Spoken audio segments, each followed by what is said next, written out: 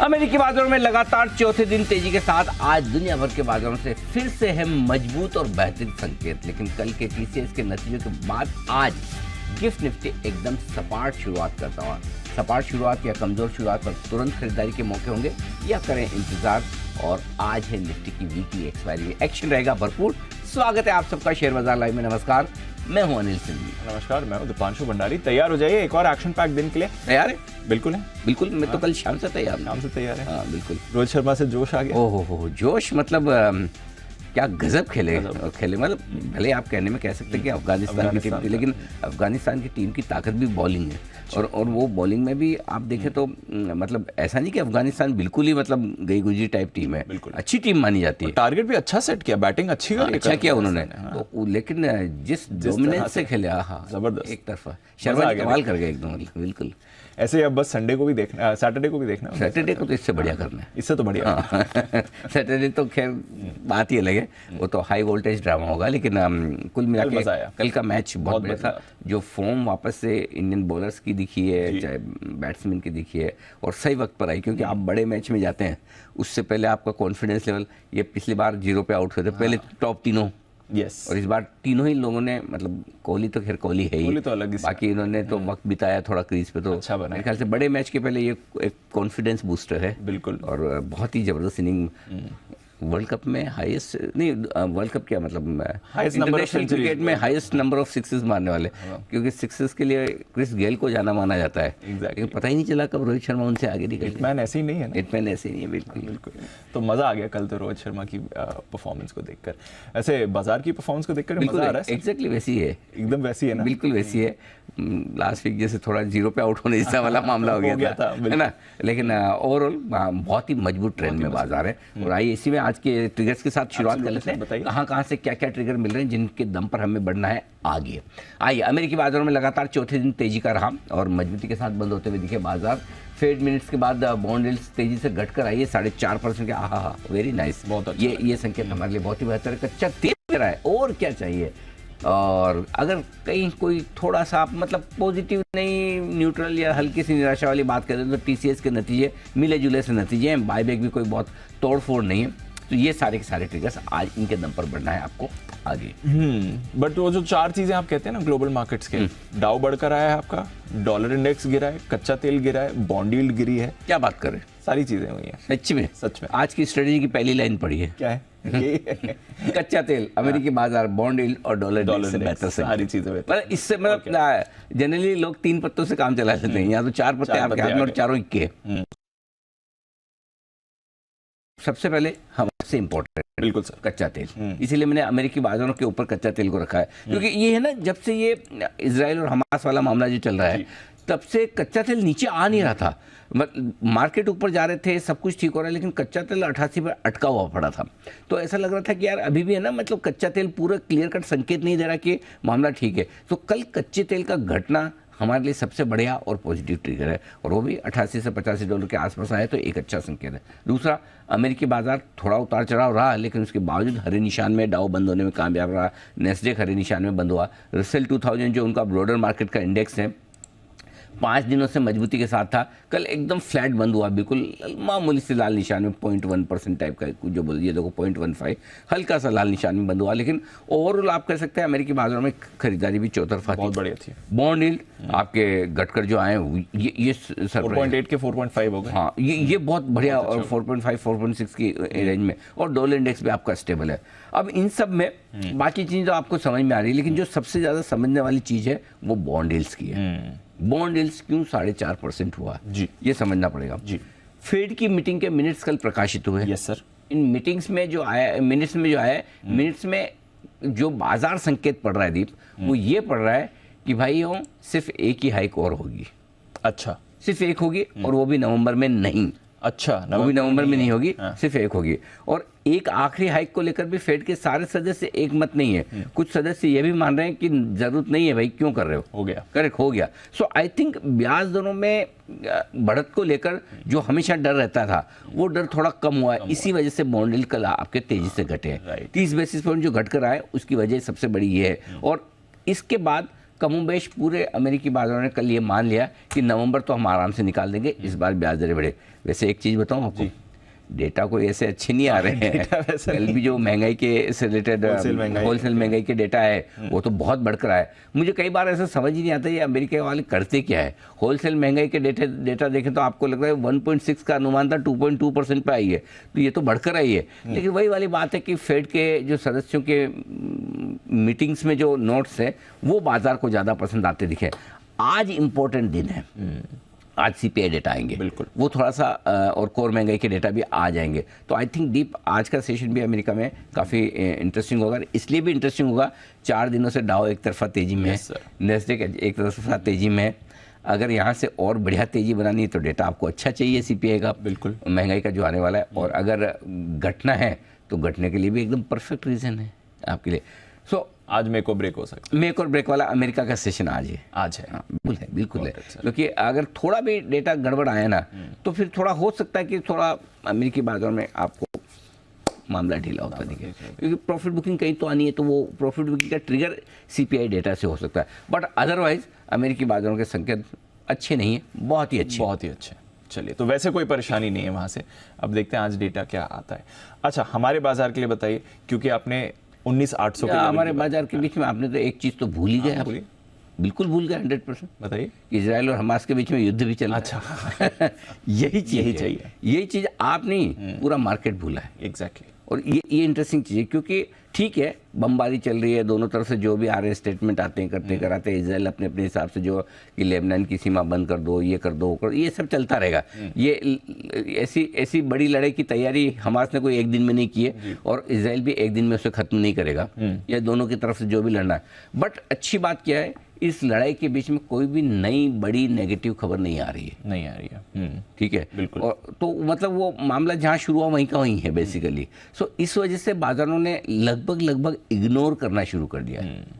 मतलब ऐसा भूले नहीं है, इग्नोर कर रहे हैं। भूलने में इग्नोर करने में बड़ा फर्क है। मैं आपको देखूं और इग्नोर कर दूं, अरे ठीक है दीप होंगे, और आप हमारे सामने आ जाए मैं भूल जाऊं कौन आपको कहीं देखा हो, याद नहीं आ रहा। दोनों में बड़ा फर्क है, बहुत बड़ा। हाँ, तो इग्नोर करना शुरू कर, भूले नहीं, क्योंकि किसी दिन अचानक से कोई खबर अच्छी है खराब आ गई तो हमें याद आएगा हाँ। तो लेकिन अब इसमें भी एक इंटरेस्टिंग चीज़ और है, जब इग्नोर आप करना शुरू करते हो तो फिर 2 ही चीज़ें हो सकती है। इग्नोर करने के बाद या तो अच्छी खबर आएगी या खराब आएगी। अब मार्केट का मामला कैसा है, इस वक्त खराब खबर पे भी अच्छा रिएक्शन देने की आदत है। तो अगर कोई अच्छी खबर आ जाए तो बाजार तेजी से भाग सकते हैं, और कोई खराब खबर अगर आ जाए तो उस खराब खबर पे फॉल तो आएगा, पक्का आएगा। क्यों आएगा वो बताता हूँ। क्योंकि आप 4 दिन से बढ़ रहे हैं, तो आपने वो सब अच्छा मान के सोचा हुआ है, तो एक फॉल जरूर आएगा, लेकिन उस गिरावट को खरीद लिया जाएगा। Got it. ये सो अगर अच्छी खबर आई तो भाग जाएंगे, खराब खबर आई तो गिरकर बढ़ेंगे वापस। ये आपको बैक ऑफ द माइंड ध्यान में रखना है। कैसे रखना है फिर, इसका मतलब क्या है, जब आप ओवरनाइट कोई भी पोजीशन लेके जाते हो तो आपके पास 2 ही ऑप्शन होते हैं, या तो आप हेजिंग करके जाओ, हेजिंग कोई करता नहीं है, ईमानदार की बात है, हम भले बोले कुछ भी लेकिन करता कोई नहीं, ठीक है। तो फिर आपके पास दूसरा तरीका क्या है, दूसरा तरीका ये पोजीशन छोटी कर लो ताकि रिस्क कम रहे। उसके अलावा तीसरा तरीका है जो बेहतर हो सकता है इस तरह के मार्केट में, जब मार्केट का मूड तेजी का है और एक खराब खबर का कभी भी आने की आशंका से आप इनकार नहीं कर सकते, तो फिर आप ये सोचें कि जिस दिन गैप डाउन ओपनिंग हो गई मेरी लॉन्ग पोजीशन पे, मैं और खरीद लूंगा। ये तीसरा तरीका है जो इस तरह के मार्केट में फिट बैठता है आपके लिए। जैसे कि आज कल लॉन्ग पोजीशन लेकर गए, आज फ्लैट शुरुआत हो रही है, फ्लैट हो रही है तो अच्छी बात है, नीचे आ जाए तो मुझे लेना है। समझ गया। अब आपको वाला सवाल पूछो। नहीं, सही बात है। नहीं, नीचे तो खैर हम भी 4 दिन से भाग रहे हैं, ठीक है। और कल आपने कहा था 19,800 के ऊपर आपको क्लोजिंग चाहिए, वो आपको कल मिल गई। थ्रू द डे भी हमने देखा इसके इर्द गिर्द ही ट्रेड हुआ, 1-2 बार 850 के भी अटेम्प्ट हुए। कितनी इंपॉर्टेंट है, क्योंकि एक ही दिन हुआ है, और बैंक निफ्टी के लिए भी 44,500 के ऊपर जो क्लोजिंग हुई है, दोनों कितनी इंपॉर्टेंट है? हाँ, तो पहली चीज़ तो ये दीप की 19,800 के आसपास क्लोजिंग हुई। वैसे कहने के लिए हम कह सकते हैं ऊपर ही हुई। मुझे आज कुछ नहीं चाहिए, आज यहीं बंद करा दिया, यहीं पे बंद होना। हाँ, मतलब 10-11 पॉइंट नीचे भी बंद होगा तो भी मुझे चलेगा। 19,800 के आसपास या इसके ऊपर की क्लोजिंग अगर आज मिल जाती है, फ्लैट क्लोजिंग भी मिलती है, तो मुझे कोई दिक्कत नहीं, तो मेरे लिए कंफर्मेशन हो जाएगा। आज वीकली एक्सपायरी के दिन भी मैं 19,800 को होल्ड कर रहा हूँ। एग्जैक्टली। बैंक निफ्टी 44,500 के ऊपर आने पर थोड़ा कॉन्फिडेंस कॉन्फिडेंस बढ़ता है, ईमानदारी से कॉन्फिडेंस बढ़ता है। लेकिन मुझे जो ब्रेकआउट चाहिए, जिसके ऊपर मुझे क्लोजिंग चाहिए, वो 44,800 और 45,000 की होती है। तो मैं 45,000 जितना लालची तो नहीं हूँ, मैं 44,800 के ऊपर की क्लोजिंग भी अगर मुझे मिल जाए, तो जो ब्रेकआउट मुझे निफ्टी पे 19,800 पे चाहिए, वो मुझे 44,800 पर बैंक निफ्टी पे मिल जाएगा। बैंक निफ्टी पे, और आज बैंक निफ्टी के लिए बहुत बढ़िया दिन हो सकता है चलना है। तो अगर इसको, अगर बैंक निफ्टी में ताकत है और ये वाकई में चलना चाहता, कल की एक्सपायरी खत्म होने के बाद आज हल्का है बैंक निफ्टी, पोजीशन नहीं के बराबर है दीप, और मूड माहौल ठीक है। निफ्टी आपका ब्रेकआउट देने की तैयारी कर रहा है। बैंक निफ्टी के लिए आज अच्छा दिन हो सकता है यहाँ से ऊपर जाने के लिए। सो बैंक निफ्टी मेक और ब्रेक है आज का, आज मेक और ब्रेक बैंक निफ्टी है, तो आज वो देखना जरूरी है। नो डाउट अभी तक बैंक निफ्टी थोड़ा सा हल्का सा कमजोर रहा है, निफ्टी या कम मजबूत रहा है निफ्टी के मुकाबले। कमजोर तो नहीं कहूँगा, कम मजबूत रहा है, लेकिन आज उसकी भरपाई करने के लिए उसके पास पूरा मौका है। सो आई थिंक भारतीय बाजार परफेक्ट है, सेट है। हमारे ट्रिगर्स में अगर हमें जो चाहिए, ग्लोबल से हमें लेना है, बॉन्ड डील्स वगैरह ये सारे ठीक ही हैं, कच्चा। लोकल से हमें जो लेना है वो हमारे एफआईएस के नंबर्स वगैरह हैं, और बाकी एक एक लेवल को हम तकनीकी तौर पर जो पार कर रहे हैं। सो आई थिंक भारतीय बाजार भी सेट है, मेरे ख्याल से थोड़ी और अच्छी मजबूती के लिए तैयार होते हुए दिख रहे हैं। बढ़िया हो सकता है यहाँ से, बढ़िया हो सकता है ना। अच्छा, आज अगर गिफ्ट निफ्टी आपको सुस्त दिख रहा है, उसका एक ही कारण है और कोई भी कारण नहीं है जिसकी वजह से सुस्त है। क्योंकि आप सोचोगे यूएस ऊपर है, क्रूड नीचे है, फिर एफआईएस के डेटा भी ठीक है, फिर हम सुस्त क्यों? सुस्त क्यों? क्योंकि कल देर शाम टीसीएस के रिजल्ट्स आए, और आप कहें तो टीसीएस के रिजल्ट्स का विश्लेषण यही करते हैं, फिर हम आगे बढ़े कर लेते, ताकि फिर क्या कमेंट्री में आपके लिए काफ़ी कुछ रहेगा। बिल्कुल, आइए रिजल्ट रिव्यू अनिल जी की तरफ से।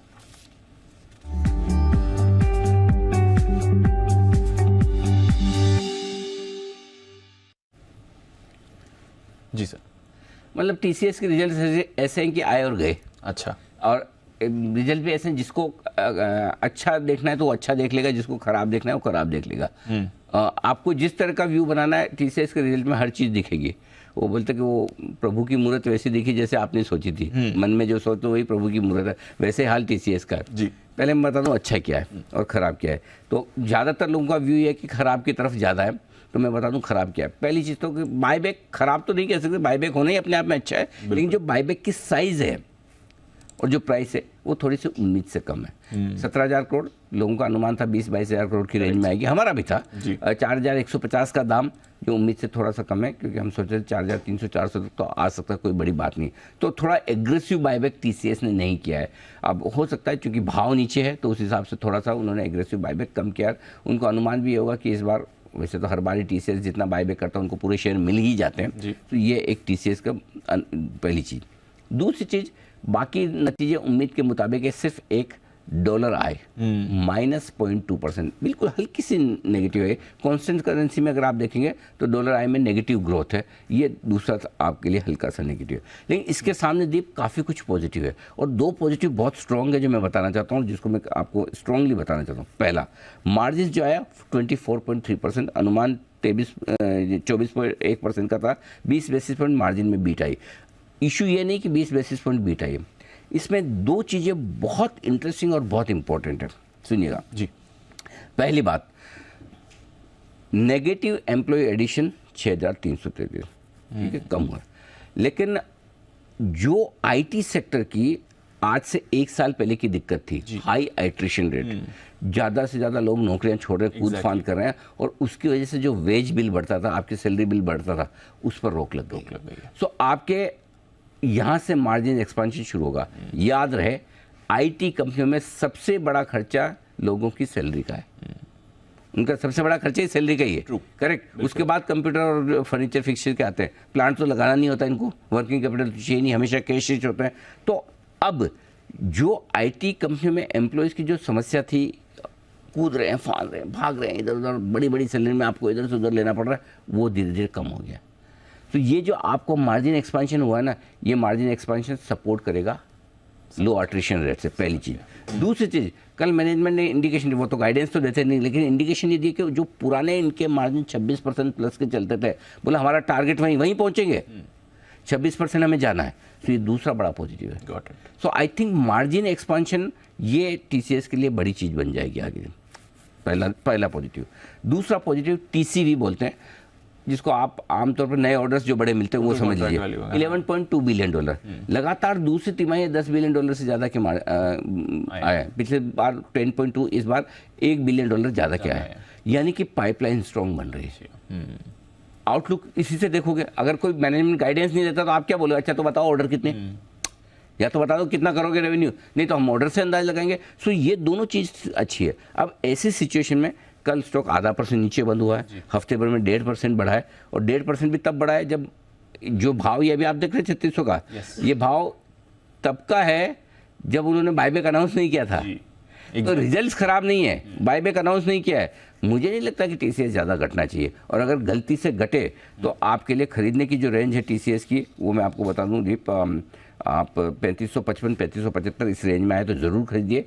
आज के लिए ऊपर का टारगेट 3640 3665 का है, लेकिन मुझे लगता है इवेंचुअली 3725 3750 तक टीसीएस वापस जाएगा, और वहाँ पर आप चाहें तो प्रॉफिट बुक कर सकते हो। तो आज अगर गैप डाउन ओपनिंग, किसी को ख़राब रिजल्ट मिले, 1-2% नीचे मिले, आपको टीसीएस लेना है, नीचे मिले तो लेना है, फ्लैट खुले तो फिर इंतजार कर लीजिए। अगर इस रेंज में आए, मैंने आपको रेंज साफ दे दिए, 3555 3575 इस रेंज में आपको खरीदना है, अगर मिले तो ले लीजिए। गॉट इट, क्लियर है, बिल्कुल टीसीएस पे एकदम क्रिस्टल क्लियर, राइट। तो आज के लिए अगर किसी को कोई नेगेटिव सोचना, गिफ्ट निफ्टी आपको दिख रहा है फ्लैट, तो इसी की वजह से, और मुझे नहीं लगता कि फ्लैट खुलना चाहिए। If you ask me honestly, ऊपर खुलना चाहिए।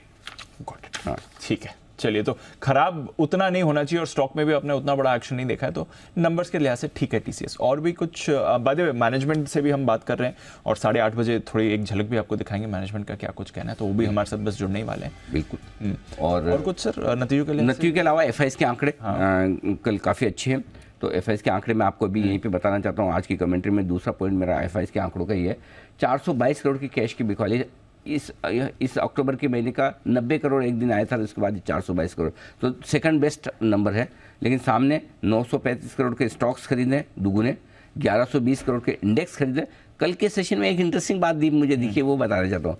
लंबे समय बाद इंडेक्स में एफआईएस ने थोड़ी सी खरीदारी करके, शॉर्ट कवरिंग करके, अपनी इंडेक्स लॉन्ग पोजीशन जो 25-26% थी, उनसे 28-29% तक किया है, 29% हो गए। तो एफआईएस की इंडेक्स लॉन्ग पोजीशन पहली बार बढ़ी है वापस से अब घटने के बाद। तो ये थोड़ा सा इंडेक्स को लेकर अब बेरिश नहीं है, इसकी सिर्फ पॉजिटिविटी है। और हम वही लास्ट 2-3 दिन से इनके डेटा भी सुधर ही रहे हैं। Absolutely, data improve. तो एफआईएस के डेटा बढ़िया है, लोकल फंड 1000 करोड़ की अच्छी खरीदारी, तो फ्लोज के हिसाब से कोई प्रॉब्लम नहीं है, ग्लोबल कोई प्रॉब्लम नहीं है, लोकल भी किसी को टीसीएस प्रॉब्लम लगती है तो मुझे तो वो भी नहीं लगती। तो मैं तो पॉजिटिव हूँ, बुलिश हूँ। मुझे तो लगता है फ्लैट शुरुआत यहाँ जहाँ खुल रहा है वहीं खुल जाए तो तुरंत ही ले लीजिए, वही ले लीजिए, फ्लैट शुरुआत पे ले लीजिए। हाँ, ले लीजिए, अगर फ्लैट खुल गया, हाँ ले लीजिए, वहीं ले लीजिए, मौका बन जाएगा। हाँ, मुझे लगता है कल के हाइस के ऊपर खुलना चाहिए। अच्छा, हाँ, 19,850 के आसपास खुलना चाहिए, 840 का, हाँ 840 प्लस खुलना है, ऐसा मुझे लगता है। वाह, लेट्स सी। डाउ फ्यूचर्स क्या है? डाउ फ्यूचर नहीं देगा, ये खराब तो पॉजिटिव नहीं दिख रहा है।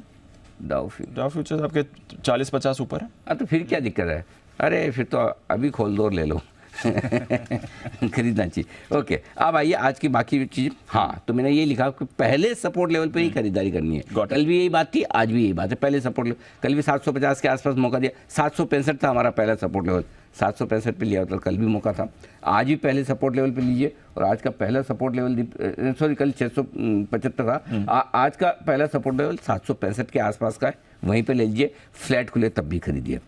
आज की क्लोजिंग ज़्यादा इंपॉर्टेंट है, क्योंकि आज वीकली एक्सपायरी भी 19,800 के करीब बंद हुए। वैसे तो ब्रेकआउट के संकेत निफ्टी से मिल गए कल, लेकिन अगर एक और आज फ्लैट भी बंद हो जाए तो कंफर्मेशन आ जाएगा, और बैंक निफ्टी पर 44,800 के ऊपर बंद होने पर नया ब्रेकआउट आपको आज मिलेगा। अब निफ्टी के मजबूत सपोर्ट बता दूं, 19,675 750 दिन के लिए मजबूत सपोर्ट है, और बैंक निफ्टी के लिए 44,250 44,425 मजबूत सपोर्ट है।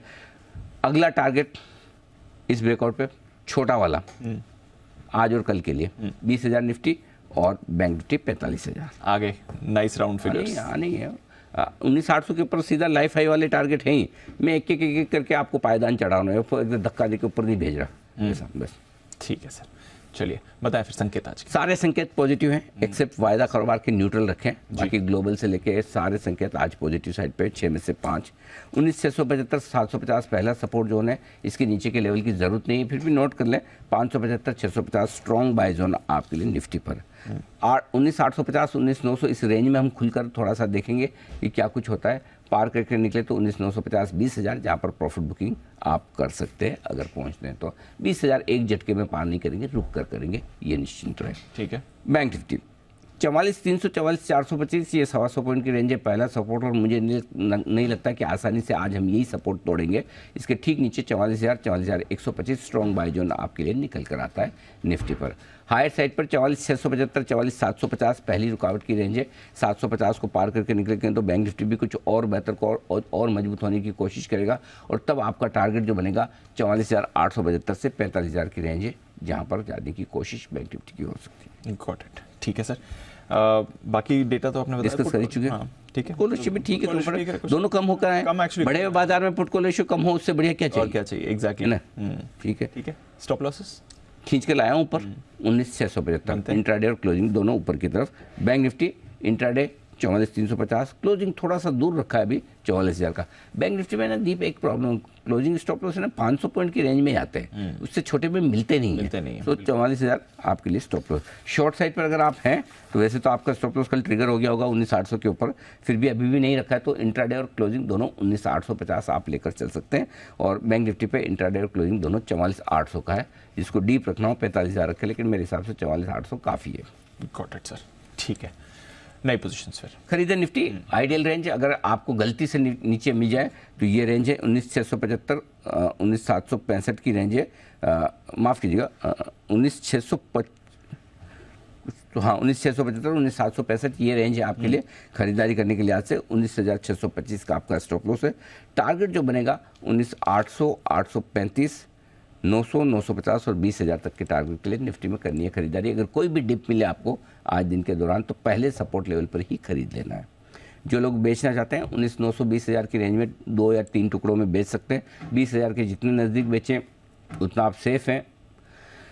स्टॉप लॉस आप लगाएंगे 20,050 का। टारगेट जो बनेगा दीप को होगा 19,850 19,815 दो छोटे टारगेट है, 765 725 दो मीडियम टारगेट है, और 19,700 का बड़ा टारगेट है या फाइनल टारगेट जिसके लिए आपको करनी है बिक वाली। ठीक है sir, got it. Bank Nifty खरीदने की राय है, और बेस्ट रेंज अगर मौका मिले, आई डोंट नो मिलेगा मुश्किल लगता है, लेकिन मिले तो 44,200 44,400 परफेक्ट जोन है। 44,400 पे ले लीजिए, 300 आए तो और ऐड कीजिए, 200 आए तो और ऐड कीजिए। 44,000 का स्टॉप लॉस लगाइए।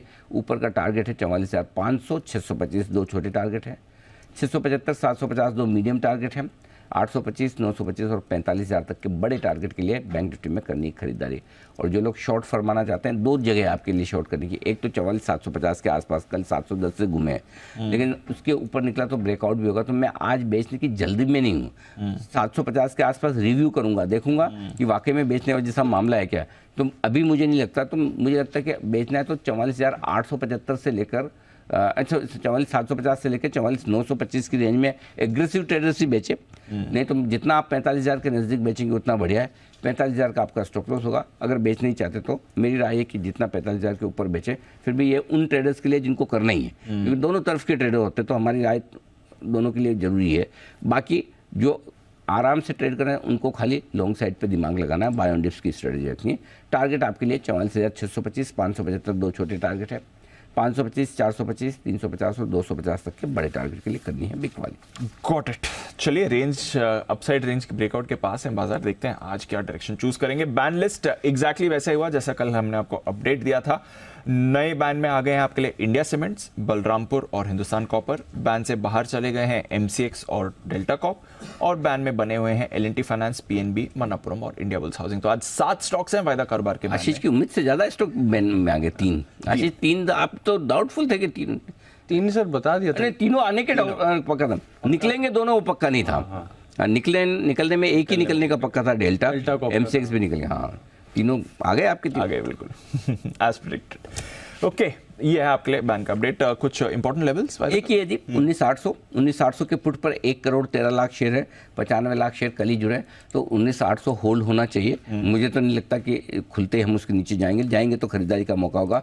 हल्की फुल्की रुकावट 19,900 पर, तो शुरुआती कारोबार में आपकी रेंज 19,800 19,900 होनी चाहिए। अगर करेक्शन आता है, अगर इस रेंज को तोड़ते तो 50 पॉइंट और इधर उधर गिर लीजिए। 19,800 की 19,750 स्ट्रॉन्ग सपोर्ट हो जाएगा, 19,900 के ऊपर 19,950 हल्की फुल्की रुकावट की जगह आज हमें 20,000 पार नहीं करना है, ये डेटा बता रहे हैं।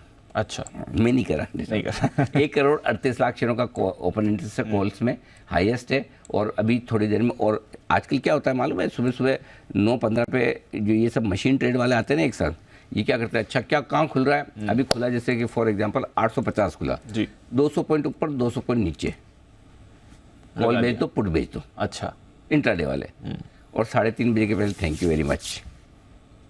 तो वो क्या, वो जो आपको प्राइस डिके होता है उसका बेनिफिट। अब क्या खुल के तो 200 पॉइंट क्या, जहाँ खुल रहा है 9-15 पे, वहाँ से तो क्या 200 बढ़ जाएगा, क्या 200 घट जाएगा, चांस कम है, होने में तो हो जाता है, कि महीने में 1-2 बार हो जाए तो हो जाए। तो ये आजकल नया सिस्टम चल रहा है, आसान पैसा बन जाता है। आसान तो आसान नहीं, है, दोनों राइट कर रहे तो, लेकिन रिस्क ले रहे हैं, हाँ, पैसा चाहिए और रिस्क लेने की ताकत चाहिए, क्योंकि कॉल राइट करते हो तो आपको पैसे ज़्यादा लगते हैं, कॉल खरीदना है तो लिमिटेड ही पैसे दें, लेकिन वहाँ पे उनका इस वजह से आपको वॉल्यूम्स बहुत ज़्यादा मिल रहे हैं। गॉट इट सर, ठीक है, चलिए ये है आपके लिए पूरा एक्शन, बट स्टॉक्स पर भी रहेगा भरपूर फोकस। आइए लेते हैं अनिल जी का आज का स्टॉक ऑफ द डे।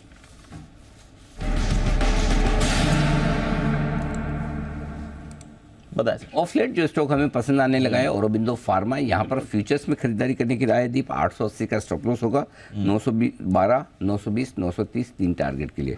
जो एक खबर है ये बड़ी इंटरेस्टिंग और इम्पोर्टेंट खबर है इनके लिए, कि ये बातचीत कर रहे हैं मर्क के साथ अपनी एक सब्सिडरी के जरिए, जिसमें उन मर्क के लिए जो दुनिया भर में बड़ी दिग्गज फार्मा कंपनी है उसके लिए कॉन्ट्रैक्ट मैन्युफैक्चरिंग करेंगे। और इस करार के लिए बात करें 24 मार्च 2024 तक ये करार इनका कंप्लीट हो जाएगा, बातचीत वो कर रहे हैं। ये बड़ा गेम चेंजर हो सकता है, ये इसकी साइज भी बड़ी हो सकती है, और अगर एक बार इस स्पेस में मर्क जैसे बड़े दिग्गज प्लेयर के साथ औरोबिंदो निकल जाता है तो मुझे लगता है कि ये बड़ा काम हो सकता है। तो आई थिंक स्टॉक पर वैसे भी आप देखें तो बार बार गिरकर कूद कर आता है, फार्मा में तेजी है ही है, अंडर ओन्ड स्टॉक भी है, वैल्यूएशन भी अट्रैक्टिव है। तो मुझे लगता है ये स्टॉक है जो थोड़ा कमाल कर सकता है, ये खबर इसके लिए अच्छी साबित हो सकती है, अच्छी साबित हो सकती है। चलिए, तो stock of the day Aurobindo pharma पसंद आ रहा है अनिल जी को, रखिए इस पर नजर हमारी टीसीएस के परफॉर्मेंस पर भी अनिल जी ने अपनी एनालिसिस दे ही दी है, बट कंपनी का क्या कहना है नंबर्स पर, बायबैक पर, आगे के आउटलुक पर,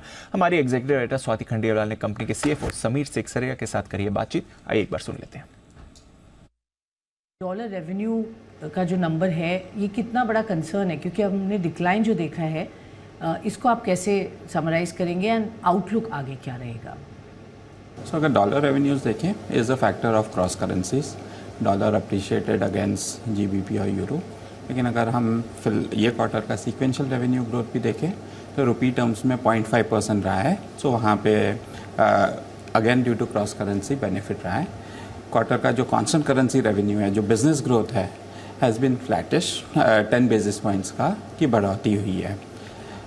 अगर हम देखें what has been impacting it, आपका जो क्वेश्चन है उस पर, तो जो वर्तमान परिस्थिति है, mainly macros has been largely impacted given, and उसकी वजह से क्लाइंट्स जो है वो काफ़ी कॉशियस अप्रोच ले रहे हैं, और वो रिफ्लेक्ट हो रहा है, वो डिस्क्रिशनरी एक्सपेंसेस है जिनके आउटकम्स फ़िलहाल में नहीं देखे जा रहे हैं और उनको टाइम लगेगा आउटकम्स आने में, वहाँ से रिप्रायोरिटाइज करके वो कॉस्ट ऑप्टिमाइजेशन पे फोकस कर रहे हैं। बाय बैक वो एक बड़ा अनाउंसमेंट था आपके कमेंट्री में, 17,000 करोड़ रुपए की जो आपने बात की। वेल, स्ट्रीट की शायद एस्टिमेट्स थोड़े ज़्यादा थी, सो पहले तो सर क्या थॉट था इसके पीछे, एंड आगे क्या ट्रेंड्स लग रहे हैं on unlocking value for share holders? Overall जो डिसीजन है बायबैक का, वो बोर्ड का डिसीजन है। अगर हम ओवरऑल कैपिटल एलोकेशन की बात करें, हमारी जो पॉलिसी है वो ये है कि हम सब्सटेंशियल फ्री कैश फ्लोज देंगे वापस शेयर होल्डर्स को। और अगर आप ट्रेंड्स देखें लास्ट 5-6 साल के, ऑन रोलिंग 3 क्वार्टर बेसिस हम almost 100% of our free cash flows generated shareholders को वापस कर रहे हैं। और अगर रेंज देखें तो वो 80 to 110% के बीच में रही है, and we can expect substantial free cash flows to be return back to our shareholder. ये थे हमारी खास बातचीत, और पूरा इंटरव्यू आप सुन सकती हैं। समीर सेक्सरिया साहब होंगे, साथ ही मिलिंद लक्कड़ साहब भी होंगे जो कंपनी के ह्यूमन रिसोर्स ऑफिसर है। उनसे भी जानना जरूरी है कि इस बार अट्रिशन तो नहीं है, नेगेटिव एम्प्लॉय एडिशन रहा है, उसका क्या इम्पैक्ट होगा और आगे के ट्रेंड्स क्या दिख रहे हैं। पूरी एक्सक्लूसिव बातचीत आज सुबह 11 बजे आप सुन पाएंगे, जो हमारे टीसीएस मैनेजमेंट के साथ हुई है। पर आइए टीसीएस के अलावा आज और कौन से स्टॉक्स पर रहेगा रिएक्शन, ये जान लेते हैं। आज की खबरें, कुछ और नतीजे, सारे अपडेट्स और ब्रोकरेज लेकर हमारी टीम है तैयार। अरमान नुपुर और आशीष है हमारे स्टूडियो में। अरमान, मॉर्निंग, बताएं ट्रिगर्स और बाकी खबरें आज की। जी गुड मॉर्निंग। ट्रिगर्स में सबसे पहले नतीजों में एचसीएल टेक्नोलॉजी और इन्फोसिस के नतीजे आएंगे। एफएनओ में एचडीएफसी एएमसी के नतीजे आते हुए दिखेंगे। कैश में आनंद राठी वेल्थ, एंजल वन और केशोराम इंडस्ट्रीज के नतीजे आते हुए दिखेंगे। सीपीआई का सितंबर का डेटा, इंडस्ट्रियल प्रोडक्शन का अगस्त का डेटा और सॉवरेजिन गोल्ड बॉन्ड्स 2.5% जो है सीरीज सेकंड FY 23-24 के लिए है, वो भी होता हुआ दिखेगा। लक्ष्मी ऑर्गेनिक्स 96 लाख शेयर्स जो हैं वो लिस्ट होते हुए दिखेंगे। एवलॉन टेक्नोलॉजी, इनका जो प्री आईपीओ का इन्वेस्टर लॉक इन है वो खत्म हो जाएगा। आईपीओ के हिसाब से प्लाजा वायर्स, यहाँ पर आईपीओ की लिस्टिंग है। और ग्लोबल के हिसाब से यूएसए का सीपीआई का सितंबर का डेटा है और यूके जीडीपी Q3 के जो है सेकंड रीडिंग जो है वो भी आती हुई दिखेगी। ओके, नुपुर बताएं अपडेट्स, नतीजे क्या कुछ लेकर आए हैं आप?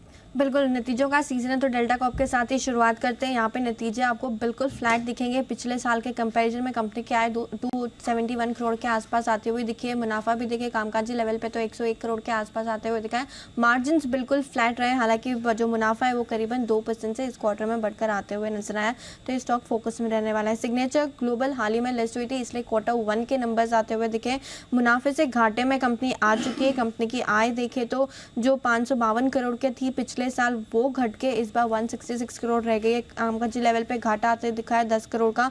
और नेट लेवल पे भी देखेंगे तो पिछले साल 33 करोड़ का मुनाफा था, उसके अगेंस्ट इस क्वार्टर में 7 करोड़ का घाटा आते हुए नजर आया। हालांकि H1 बेसिस पे हाईएस्ट जो है प्री सेल्स परफॉर्मेंस रही है कंपनी की, और पूरे जो 6 महीने निकले उसमें अगर प्री सेल्स का वैल्यू देखें तो करीबन 38% की आपको ग्रोथ दिखेगी। और Q2 में भी प्री सेल्स का जो आंकड़ा है वो अच्छा नजर आ रहा है, 4% की बढ़त यहाँ पे भी नजर आ रही है। और कलेक्शन भी देखें तो 58% की ग्रोथ यहाँ पर भी आती हुई दिखी है। सामी होटल्स हाल ही में लिस्ट हुई थी, Q1 के नतीजे आए, कंपनी की आय करीबन 12% से बढ़कर आती हुई दिखी है। कामकाजी लेवल पे 15% की गिरावट आपको दिखेगी। मार्जिन्स में भी डिक्लाइन है, 31% के मार्जिन्स गिर के 26% के रह गए। और इस बार जो है घाटा आते हुए दिखा है 83 करोड़ के आसपास का।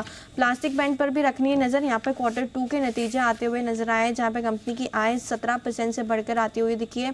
कामकाजी लेवल पे मुनाफा भी देखे तो 80% की ग्रोथ दिखा रहा है। और मार्जिन 4% से बढ़कर 6.7% के आसपास इस क्वार्टर में रहे। जैंगल प्रीपेड यहाँ पर भी हाल ही में लिस्ट हुई थी, तो Q1 के ही नतीजे आते हुए दिखे कंपनी की आय करीबन 34% से बढ़कर आई है। कामकाजी लेवल पे आपको गिरावट दिख रही है, 11 करोड़ का मुनाफा घट के 8 करोड़ रह गया है। मार्जिन 12% से घट के 7% और मुनाफा भी देखे तो 6 करोड़ से घट के 2 करोड़ के आसपास आते हुए दिखा है। Q2 का अपडेट है सुला विनयार्ड्स पे, तो ये स्टॉक फोकस में रहेगा। Q2 में रिकॉर्ड डबल डिजिट बिक्री रही है। मजबूत प्रीमियमाइजेशन के जो ट्रेंड्स हैं वो कंटिन्यू है। Q2 में नेट रेवेन्यू भी देखे तो 11% की पिछले साल के कंपैरिजन में ग्रोथ आती हुई दिखे। और H1 जो शुरुआती 6 महीने रहे इस साल के, वहाँ पर भी नेट रेवेन्यू 15% से बढ़कर आते हुए दिखा है, तो ये स्टॉक में फोकस में रहने वाला है। ओके, ये है आपके लिए कुछ इंपॉर्टेंट अपडेट्स और नतीजे। अरमान, खबरें बताइए। ये खबरों में पतंजलि फूड्स, यहाँ पर आपको ध्यान रखना है क्योंकि Q2 पर अपडेट आता हुआ दिखा है। लगातार बनी महंगाई, जरूरी सामान की कीमतों में बढ़ोतरी से ग्रामीण मांग जो है वो सुस्त रही है। हालांकि अगर आप देखें चुनौतियों के बावजूद जो कुल आय में खाद्य तेल का योगदान है 75% है और सेल्स ग्रोथ H1 में जो है वो डबल डिजिट में देखा गया है। और फूड और FMCG सेगमेंट की अगर आप बात करें तो सालाना आधार पर H1 में लगभग 30% से अधिक जो ग्रोथ है वो दिखती हुई दिखी है। और कुल आय में योगदान में अगर आप देखें तो 1% की यहाँ पर बढ़ोतरी होती हुई दिखी है। खबरों के हिसाब से वेदांता लिमिटेड पर भी आपको ध्यान रखना है क्योंकि इंडिया रेटिंग एंड रिसर्च ने कंपनी की रेटिंग जो है वो घटाई है। लॉन्ग टर्म बैंक फैसिलिटी और डेट इंस्ट्रूमेंट की के लिए जो रेटिंग है वो IND AA से घटाकर IND AA- जो है वो कर दी है। ऑरबिंदो फार्मा, यहाँ पर इन्होंने जो मर्क के साथ एक कॉन्ट्रैक्ट मैन्युफैक्चरिंग ऑपरेशन के लिए जो है इनकी बातचीत कर रहे हैं और ये जो बातचीत है 31 मार्च 2024 तक जो है दोनों पक्ष बातचीत जो है पूरी करेंगे। EMS लिमिटेड 270 करोड़ का इनको एक ऑर्डर मिला है, ये सर्विस सिस्टम के लिए इनको ऑर्डर मिलता हुआ दिखा है। शक्ति पंप्स, शक्ति EV मोबिलिटी के लिए लगभग 114 करोड़ के निवेश को जो है मंजूरी मिलती हुई दिखी है और अगले 5 साल में एक या अधिक चरणों में ये निवेश किया जाएगा। और अंत में वेस्कॉन इंजीनियर्स, यहाँ पर कंपनी को Jharkhand state building construction corporation limited से लगभग 350 करोड़ का ऑर्डर मिला है और ये अगर आप ऑर्डर पूरा करने की अवधि देखेंगे तो 30 महीना है। ओके, ये है आपके लिए कुछ और इंपॉर्टेंट खबरें। फाइनल खबरें बताएं नुपुर। सिप्ला के साथ शुरुआत करते हैं। पॉजिटिव न्यूज़ है, कंपनी की जो यूएस बेस्ड फैसिलिटी है उसे एक यूएस एफडीए की तरफ से EIR मिला है, तो क्लीन शीट होते हुए दिख रही है, तो सिप्ला आज फोकस में रहेगा। बल्क डील में नजर रखनी है मॉल पे, जहाँ पे क्वांटम म्यूचुअल फंड ने करीबन 11 लाख शेयर 0.5% हिस्सेदारी खरीदी है 226 के भाव पर। नया परचेजर है तो मॉल लिमिटेड भी आज फोकस में रहने वाला है। गल्फ ऑयल कॉरपोरेशन पे रखनी है नज़र, क्योंकि FPI जो इन्वेस्टमेंट फंड है उन्होंने करीबन 4.5 लाख शेयर 0.9% हिस्सेदारी खरीदी है 510 के भाव पे, सॉरी माफ़ कीजिएगा, बेची है 510 के भाव पे। जो स्टेक है वो अब 1.8% से घट के 0.9% रह गया है। यात्रा ऑनलाइन भी आज फोकस में, क्योंकि इंटीग्रेटेड ग्रोथ स्ट्रैटेजीज ने करीबन 10 लाख शेयर्स बेचे 140 के भाव पर। कि ये है आज की सारी बड़ी खबरें। आइए ब्रोकरेजेस ये भी जान लेते हैं FIR में।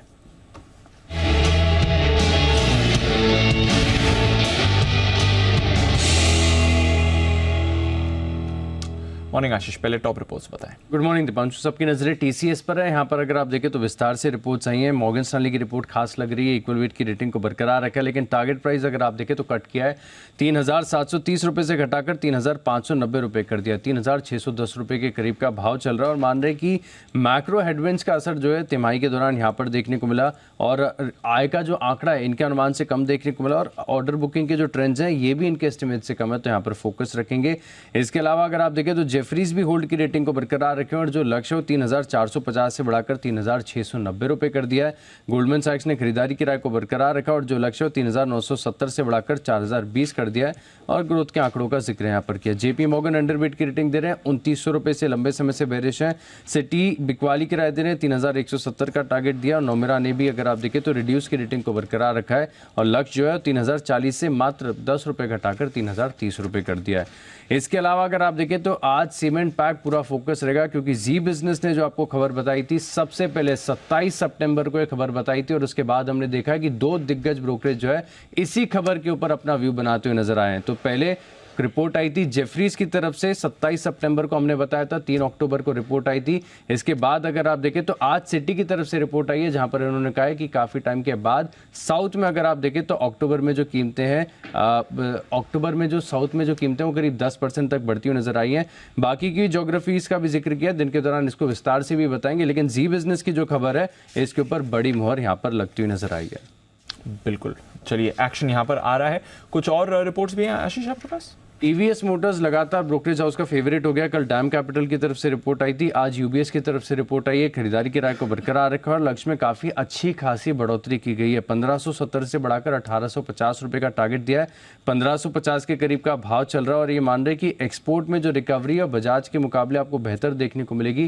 पहले EV EBITDA 16 टाइम्स पर इस स्टॉक को वैल्यू कर रहे थे, अब 17 टाइम्स का इन्होंने मल्टीपल दिया है। टाइटन यहाँ पर सिटी की तरफ से रिपोर्ट है, न्यूट्रल की रेटिंग को बरकरार रखा और जो लक्ष्य है वो 3,280 रुपये से बढ़ाकर 3,400 रुपये कर दिया है। KFin टेक्नोलॉजीज जेफरीज की तरफ से रिपोर्ट है, खरीदारी की राय को बरकरार रखा और लक्ष्य में अच्छी खासी बढ़ोतरी की गई है। 500 रुपये से बढ़ाकर 560 कर दिया और मान रहे कि एशिया में मलेशिया, थाईलैंड, फिलीपींस यहाँ पर अगर आप देखें तो जो लगातार विस्तार कर रहे हैं इसका एक इम्पैक्ट यहाँ पर आपको देखने को मिलेगा और अर्निंग्स में 17% CAGR की ग्रोथ आगे जाकर देखने को मिलेगी।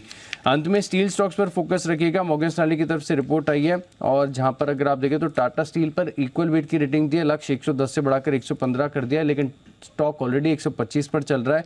JSW स्टील पर अंडरवेट की रेटिंग है, लक्ष्य इन्होंने बढ़ाकर 585 कर दिया, 777 का भाव चल रहा है। JSPL पर जो टारगेट है बढ़ाकर 500 कर दिया है और सेल यहाँ पर खास नजर रखनी है क्योंकि इक्वल वेट की रेटिंग को बरकरार रखा है और जो लक्ष्य 85 से घटाकर 80 रुपये कर दिया है, करीब 90 रुपये के करीब का भाव चल रहा है अभी। ओके, तो ये है ढेर सारी रिपोर्ट जिन पर आज दिखेगा भरपूर एक्शन। आइए इसी एक्शन को आगे बढ़ाने के लिए एक्सपर्ट्स का दमदार पैनल है हमारे साथ तैयार। वक्त है बिगुल का पिक ऑफ द डे।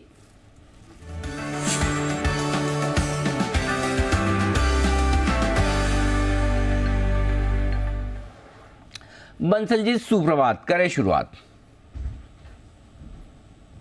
सुप्रभात अनिल जी, सुप्रभात दीपांशु। और अनिल जी देखिए, ग्रेन्यूल्स और हिंदुस्तान यूनिलीवर की सफलता के बाद एक और नगीना निकाल के लाया हूं, वो है हीरो मोटरकॉर्प, जिसको कल चलते चलते हमारे मित्र हिमांशु जी ने भी स्पॉट किया था। एक बढ़िया टेक्निकल स्ट्रक्चर है, 3100 के अराउंड चल रहा है। इन स्तरों पर 20-25 रुपए नीचे मिलता है तो लेने की राय है। 3030 3030 पे लगाना है स्टॉप लॉस। 3200 से लेकर 3230 के टारगेट के लिए हीरो मोटरकॉर्प है pick of the day. Okay, 3200 और 3230 ये दो टारगेट हीरो मोटरकॉर्प यहाँ पर खरीदारी करें। तो ये अभी आप जैन साहब की तरह आप भी नगीना ढूंढने लगे? नहीं अनिल जी, ये तो ऐसे कहा जाता है नगीना तो अनिल जी मतलब कि पुरखों के जमाने से चली आ रही चीज है, मतलब कि सतयुग के जमाने से चली आ रही चीज है अनिल जी।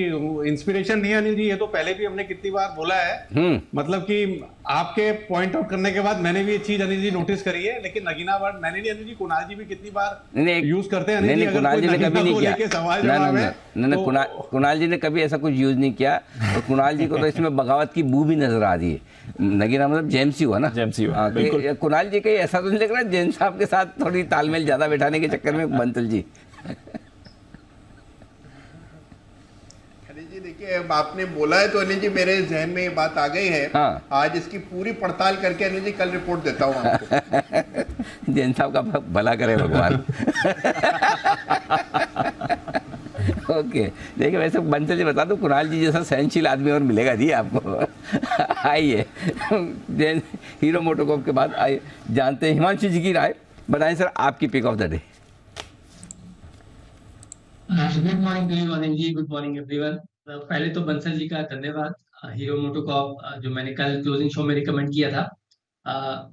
अब अनिल जी, आज का पिक ऑफ द डे जो है वो ऑटो सेक्टर से है और ऑटोज बनाने वाली, 3 व्हीलर ऑटो बनाने वाली कंपनी अतुल ऑटो 627 रुपए के आसपास अनिल जी कल स्टॉक में क्लोज आते हुए नजर आया और एक बहुत बड़ी रैली के बाद एक साइडवेज कंसोलिडेशन इस स्टॉक में बना था। मुझे लगता है फ्लैग एंड पोल फॉर्मेशन के ब्रेकआउट के लिए स्टॉक बिल्कुल तैयार है। 615 रुपए के स्टॉप लॉस के साथ अतुल ऑटो में खरीदारी करें।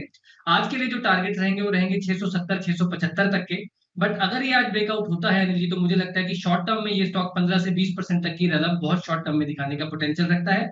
तो अतुल ऑटो आज का pick of the day. Atul auto में करे खरीदारी। 6% का बड़ा उछाल कल के सेशन में देखने को मिला। अब भी मजबूती का रुझान रहेगा बरकरार, ऐसा मानना है हिमांशु जी का। कुणाल जी का क्या मानना है जरा जान लें। कुणाल जी सुप्रभात, बताएं सर क्या है इरादा? सुप्रभात अनिल जी, सुप्रभात दीपांशु। अनिल जी खरीदारी की राय है और खरीदना है मॉइल। मॉइल में मुझे लगता है अनिल जी कल के ट्रेड में एक ब्रेकआउट आता हुआ देखा और इस स्टॉक पे भी एक अच्छा खासा करेक्शन हुआ। करेक्शन के बाद कल हमने वापस से तेजी बनते देखी। मुझे लगता है कि ये स्टॉक वापस से 245 250 के लेवल्स दिखाएगा। तो इन स्तरों पर बाय करके चलने की राय है। 224 रुपए पर 224 पर एक स्टॉप लॉस रखकर खरीदारी करें। पहला टारगेट होगा 238 रुपए का 238 का, दूसरा टारगेट 245 का। खरीदारी की राय है मॉइल। मॉइल में करें खरीदारी और ध्यान रहे इसमें ऑयल का बिजनेस बिल्कुल भी नहीं है।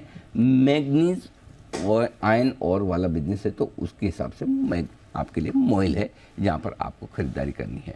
आइए बढ़ते आगे और अविनाश जी से भी लेते हैं उनकी पसंद का शेयर। बताएं sir pick of the day. Anil ji good morning. Deepanshu good morning. देखिए मुझे लग रहा है कि जो पिक ऑफ द डे रहेगा वो टीसीएस रहेगा। नतीजे उम्मीद से थोड़े बेहतर आ गए, हालांकि कमेंट्री थोड़ी कॉशियस थी, लेकिन मार्जिन्स में इंप्रूवमेंट आ गया है और ऑर्डर बुक काफी स्ट्रांग है। मुझे लग रहा है कि अगर नजरिया आपका कम से कम 6 से 8 महीना है, तो मुझे लग रहा है कि 3,950 4,000 का टारगेट प्राइस पॉसिबल है। ऑलरेडी मैनेजमेंट ने कहा है कि 17,000 करोड़ वो बायबैक के लिए स्पेंड करेगी और करीबन 4,150 का बायबैक प्राइस है। तो नियर टर्म में तो मुझे लग रहा है कि ये एक अच्छा पॉजिटिव सेंटिमेंट वाली बात रहेगी। ओवरऑल मुझे लग रहा है कि सेकंड हाफ जो है वो मेरे ख्याल से फर्स्ट हाफ से काफी अच्छा होने की उम्मीद है। तो यहाँ पे डेफिनेटली अराउंड 3650 3700 के बीच में अगर मिलता है तो शॉर्ट टू मीडियम टर्म में भी अच्छा रिस्क रिवॉर्ड आपका बैठ सकता है। और अनिल जी दूसरा जो स्टॉक है, जो इन्वेस्टमेंट कॉल है, जो मुझे पसंद है और जो ऑटो कंपोनेंट सेक्टर और विंड पावर से कनेक्टेड है, उस कंपनी का नाम है रत्नवीर प्रिसिशन इंजीनियरिंग। ये हाल ही में लिस्टेड वाली कंपनी है। 98 रुपीज में आईपीओ आया था। इस कंपनी की अगर हम फाइनेंशियल्स की बात करें तो पिछले साल करीबन 480 करोड़ पे 25 करोड़ का प्रॉफिट आया। इस साल हमारी कंपनी से बात हुई है और एनालिसिस करने के बाद हमको लग रहा है कि कम से कम 35 से 40 करोड़ का प्रॉफिट इस साल आएगा और अगले साल दैट इज FY25 के लिए कम से कम 50 से 55 करोड़ की प्रॉफिट आएगी और वैल्यूएशंस काफी अट्रैक्टिव है। मुझे लग रहा है कि अगर 6 से 12 महीने की अवधि कोई करता है तो इन्वेस्टमेंट के पॉइंट ऑफ व्यू से करीबन 205 210 का टारगेट प्राइस कंफर्टेबली मिल सकता है। तो ये एक अच्छा विकल्प है जो 6 to 12 मंथ्स के नजरिए से कोई खरीदना चाहे। ओके, टीसीएस यहाँ पर खरीदारी करने के लिए 3,950 और 4,000 का टारगेट 6 से 9 महीनों के लिए। और रत्नवीर प्रिसीजन ये हाल ही का लिस्टेड आईपीओ, यहाँ पर भी खरीदारी करने की राय अविनाश जी की तरफ से आती दिख रही है।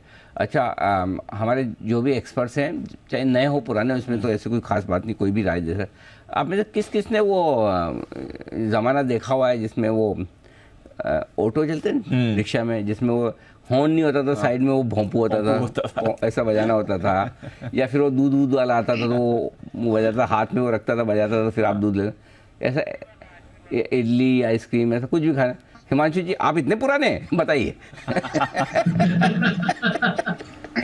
अनिल जी पुराने नहीं है, लेकिन हाँ ये सब देखा हुआ है, छोटे छोटे शहरों में जगह पर देखने को मिल जाता है के तो... जी बंसल जी। देखिए अनिल जी, वो जमाना देखा हुआ अनिल जी, दिल्ली में वो मोटरसाइकिल चलती थी, उसके ऊपर 6 सीटर होता था। हाँ। और मेरे मित्र अनिल जी, हिमांशु जी जो बोल रहे हैं ना, छोटे छोटे शहरों में अनिल जी, बैंकॉक में भी चलते हैं, वहां पे भी मैंने चलाया था। और अनिल जी, न्यूयॉर्क में टाइम स्क्वायर पे रिक्शा चलता है जिसमें सेम भोपू लगा हुआ है। हाँ। मैंने फोटो भी खिंचवाई थी, मेरी वाइफ ने और बेटे ने कसम दी कि इसको किसी सोशल साइट पे मत डाल देना। तो हिमांशु जी, करेक्शन, मतलब कि न्यूयॉर्क में चल रहे हैं, छोटी छोटी जगह नहीं, अभी भी चल रहे हैं। सबसे महंगी प्रॉपर्टी जो वर्ल्ड की ना, वहां पे चल रहे हैं। हाँ, तो अभी मुझे याद ऐसा है, वो जो अविनाश जी जब बात कर रहे थे, आप में से किसने भोपू की आवाज़ सुनी उसमें? कुछ तो ऐसा बजा जो बिल्कुल ऐसा। हाँ देखो, हिमांशु जी ने सुनी, मतलब हिमांशु जी, बाकी सब लोगों का फोकस और कंसंट्रेशन है नहीं, आप ही का है खाली। तो अविनाश जी पीछे कुछ तो इसी बाद में भी सुनी, जब उन्होंने बोलना भी बंद किया उसके बाद भी आई आवाज़। हाँ, अभी भी आई, करेक्ट, बिल्कुल सही बात है। तो वैसे आवाज़ आई तो बड़ा पुराने दिन याद आ गया, एकदम ताज़ा हो गया, बिल्कुल। वो बड़ा मज़ा आता था। वो एक टाइम होता था सेट जब वो आते थे। एब्सोल्युटली। चलिए, बढ़िया। तो अविनाश जी की तरफ से टीसीएस और रत्नवीर प्रिसीजन, ये 2 स्टॉक है आपके लिए। और आइए, सुमित जी भी तैयार। सुमित जी, सुप्रभात, बताएं सर आपका pick of the day. Good morning Anil ji. Anil ji, सुबह सुबह का मौसम है, भोर सुहानी है, तो चाय का मन अगर हो रहा है तो चाय की चुस्की ले, चाय की सिप ले और बाय करें सिप्ला। सिप्ला के अंदर यहाँ से एक बढ़िया मूव ऊपर की तरफ का देखने को मिलना चाहिए। सिप्ला एक गिरावट के बाद एक अपसाइड मूव का मोमेंटम का शुरुआत कर रहा है। 1170 के आसपास सिप्ला में खरीदारी करके चलने का सलाह रहेगा। 1150 का इसके अंदर नीचे में स्टॉप लॉस लगाना है। ऊपर में जो टारगेट देखने को मिल सकते हैं 1190 रुपए से लेके 1200 रुपए तक के लेवल बाउंस बैक के तौर पे देखने को मिल सकते हैं, और पोजीशन टारगेट और ऊपर के बनेंगे। तो 1150 के स्टॉप लॉस से खरीदारी करें, 1190 1200 के टारगेट्स के लिए। Okay, perfect. तो सिप्ला में करें खरीदारी। सिप्ला के लिए तो आज एक अच्छी खबर भी आती हुई दिखी है। इनके एक अमेरिका के प्लांट को लेकर जो आपत्तियां थी, वो क्लीन चिट मिल चुकी है यूएसएफडीए की जांच में, तो ये एक अच्छी खबर उसके लिए भी आती हुई दिख रही है। ओके, तो सिप्ला में खरीदारी करें, एक चाय की सिप लें और सिप्ला में करें खरीदारी। सुमित जी, जरा एक चीज़ जानना चाहता था, आप जैसे आप जो छोटे सुमित जी है, उनको भी आप मार्केट के बारे में ट्रेनिंग तो दोगे ना, कि कैसे इन्वेस्टमेंट करना है, सिप विप कैसे करनी है, कैसे पैसा लगाना है, ये सिखाओगे कि नहीं सिखाओगे फ्यूचर में? अनिल जी, कल जब मैं घर से शो कर रहा था तो समय मेरे साथ ही बैठा था, और वो लैपटॉप पे बस उसको आना ही था। मैंने बोला नहीं भाई, अभी थोड़ा टाइम है, अभी पहले एक बार पढ़ाई करो। हाँ, आपने बोला नहीं मैं खुद जल्दी आ गया, तू इतना जल्दी और कहाँ से आ रहा? लेकिन कृपया करके आप जब भी उसको सिखाए, उसको सिप की स्पेलिंग मत सिखाना। पता चला बोला मुझे तो SIP करनी थी, CIP कहाँ से आ गई? CIP कहाँ से? तो चलिए, सिप से करें सिप्ला, और ये है राय आपके लिए सुमित जी की तरफ से खरीदारी की। जी बिल्कुल। आइए कुछ और स्टॉक्स पर नजर डाल देते हैं जहां पर आपको एक्शन बनते हुए दिखेगा। डेल्टा कॉर्प क्योंकि बैन से बाहर भी आ गया है, एंड हमने देखा इसके नतीजे कुछ ज्यादा खास थे नहीं। एक बार अविनाश जी से भी राय ली जाए। Avinash ji, Delta Corp GST show cause notice पर तो इनका कहना है कि हम इसको कोर्ट में लेकर जाएंगे, और आशा यही है कि ये क्लियर हो जाए जल्द से जल्द। बट अदरवाइज बताएं सर, क्या राय है डेल्टा कॉर्प नतीजों के बाद कंपनी पे? नहीं, बिल्कुल। देखिए, नतीजे तो फ्लैट आ गए हैं, लेकिन जो डेल्टा कॉर्प है, इनके लिए जो सबसे बड़ा क्वार्टर होता है वो तीसरा क्वार्टर होता है। तो मेरे ख्याल से जो फेस्टिव क्वार्टर है, वहां पे उम्मीद है कि कंपनी नंबर्स काफी अच्छे रिकॉर्ड करेगी। तो मेरे ख्याल से देखिए, ज्यादातर ऑलरेडी प्राइस में काफी बड़ा करेक्शन ऊपरी लेवल से हो चुका है, तो मुझे नहीं लगता है कि रिजल्ट्स के कारण और कुछ ज्यादा पिटाई होगी। बट हाँ, मेरे ख्याल से क्लियरली अगर थोड़ी सी करेक्शन आती है तो मुझे खरीदने में कोई दिक्कत नहीं रहेगी, क्योंकि मुझे लग रहा है कि तीसरी क्वार्टर जो आएगी अक्टूबर टू दिसंबर, इसमें अच्छी खासी कमाई और अच्छी खासी रिजल्ट्स और नंबर्स आने की उम्मीद है। क्लियरली दिसंबर तो इनके लिए बहुत बड़ा बम्पर महीना होता है, तो I think by on decline अभी भी मैं कहूंगा। और जीएसटी की केस के बारे में मैं यही कहूंगा कि ये अभी कंटेस्ट होगी, इसका असर मुझे नहीं लगता है अभी ज्यादातर शेयर में होगा, क्योंकि ऑलरेडी ये न्यूज मार्केट ने पार्टली और मेरे ख्याल से मोरलेस प्राइस में डिस्कवर कर लिए। तो मेरे ख्याल से होल्ड की राय रहेगी, और जिनको खरीदना है थोड़ा सा अगर स्टॉक गिरता है तो खरीदने के मौके समझना चाहिए। ओके, तो ये है आपके लिए राय डेल्टा कॉर्प में खरीदारी करने के लिए हाथ से आई।